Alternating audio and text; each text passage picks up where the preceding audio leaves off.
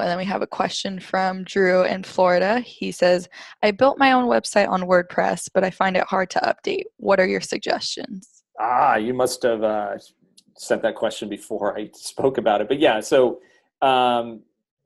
there's two challenges. And one of the things I see is, a relative or somebody's cousin or niece or whatever wants to build a site.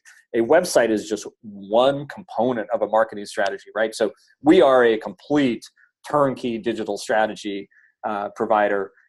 We definitely, anyone that ever calls us a website company, I actually get upset, right? So, but when it comes to having a WordPress or kind of the DIY side, it's hard.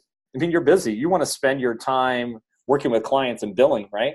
Getting that recurring revenue. You want to really put your marketing side on autopilot. So, from a technical standpoint, I mean, think about all the issues that go into building a website.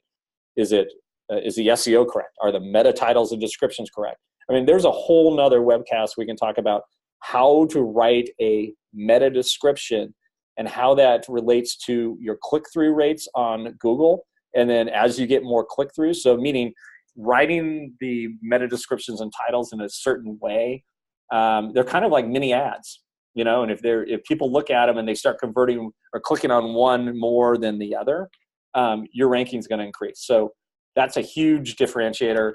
And again, I see so many dinosaur sites, where you visit them and they haven't been updated since they launched, and maybe they tried a couple of weeks, but they're like, oh, we can do this we're going to save so much money.